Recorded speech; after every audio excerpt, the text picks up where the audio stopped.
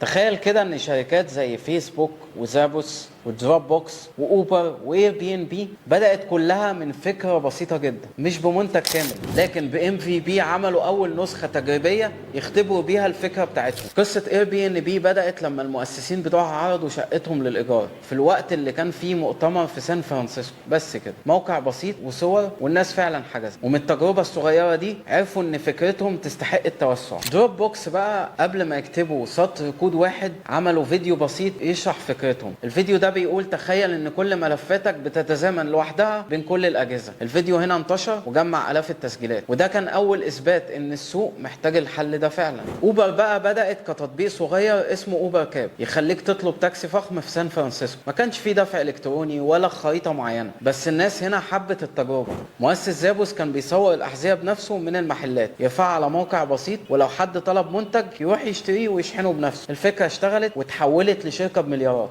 اما فيسبوك بقى بدات كمنصه بسيطه لطلاب جامعه هارفارد بس، ولما لقوا عليها اقبال وسعوا لباقي الجامعات وبعدين للعالم كله. علشان كده انا بقول لك انت مش لازم تبني منتج ضخم من اول يوم. ابدا صغير، اختبر بسرعه واتعلم اسرع. ابدا فكرتك النهارده، يمكن تكون انت الاسطوره الجايه.